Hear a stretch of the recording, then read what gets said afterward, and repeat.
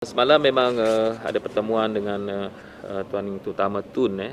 Suka saya ingin menyebut di mana biasanya kita memang mempunyai pertemuan secara sebelum mesyuarat Esko Kerajaan Negeri. Saya akan memaklumkan tentang perkembangan progres pembangunan di peringkat Kerajaan Negeri, dan memanglah perbincangan kita semalam banyak juga berkisar tentang pembangunan dan bagaimana proses pembangunan itu dapat kita percepatkan dari masa ke semasa. Dan berkenaan dengan politik semasa, memang semalam juga kita bincangkan di mana Tuan Yang Utama Tun telah menasihatkan saya untuk terus fokus terhadap tugas-tugas yang telah diamanahkan untuk mentadbir kerajaan negeri.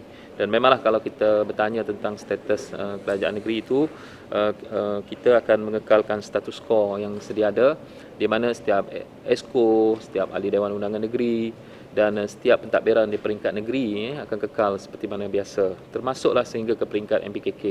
Dan memang seperti mana yang saya sebut, di peringkat pentadbiran awam kita harus memberikan perkhidmatan seperti mana biasa kepada rakyat negeri Melaka. Itu yang ingin saya sampaikan pada hari ini. Okey, kalau ada persoalan. Ada mengatakan bahawa perlu SD untuk memastikan benar-benar bahawa kerajaan bekas di Kedah dan beberapa negeri mereka memberikan SD kepada dia. Setiap negeri mempunyai perlembagaan sendiri. Jadi saya fikir macam di peringkat negeri kita dah berjumpa dengan TYT kerana kalau kita lihat Esko kita masih berfungsi seperti pada biasa, dan pejawatan-pejawatan yang kita ada seperti mana biasa. Jadi saya fikir setiap negeri akan mengikut perlembagaan masing-masing dalam menentukan keabsahan pentadbiran. Lihat pada komposisi-komposisi titulas, ada keperluan tak sebenarnya untuk mengemukakan SD itu sendiri?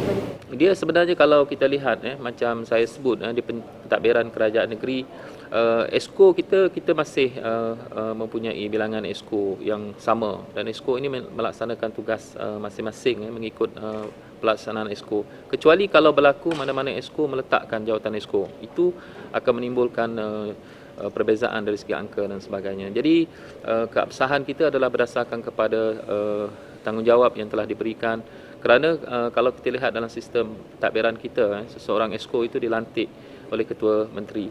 Jadi ini adalah antara perkara penting yang kita harus melihat, bahawa pentadbiran kita adalah kekal seperti mana status quo yang sedia ada pada hari ini. Jadi saya dapat maklumat kata sidang itu 6 hari bulan kita takut saya. Memang kerana kalau kita lihat kerana kita mengambil kira tentang masa politik ini di peringkat pentadbiran persekutuan dan juga kita tahu di peringkat negeri. Jadi oleh kerana itu sidang DUN yang akan datang ini kita mengambil sedikit masa ke depan untuk memastikan bahawa kestabilan politik itu dapat kita lakukan. ditangguhkan ke Kita akan maklumkan tarikhnya. Sebab tarikh sidang DUN ini dia memang ada beberapa tempoh. Jadi kita akan pastikan dia tidak melebihi tempoh yang telah kita tetapkan. ada kabar-kabar angin mengatakan bahawa pembangkang akan undi against PH untuk form new government sebagai Ketua Menteri. Dia proses perlembagaan akan berlaku seperti mana saya sebut mengikut perlembagaan negeri.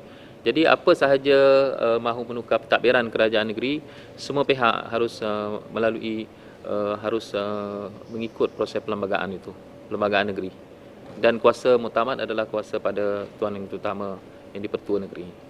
CM mungkin jika ada berlaku perubahan sedikit mana blok Pakatan Harapan ada juga yang tidak menyokong CM, mungkin apa Kita tunggu lah masanya. semua blok agak Dia setakat ini macam saya sebut pentadbiran dan kepimpinan saya dia masih lagi di bawah barisan Esko, dan Esko ini berperanan. Jadi selagi Esko itu belum meletak jawatan, itu adalah keabsahan kepada pentadbiran yang sedia ada. Jadi memang saya nasihatkan semua supaya menjalankan tugas seperti mana biasa, dan pastikan kerajaan itu boleh memberikan perkhidmatan kepada rakyat.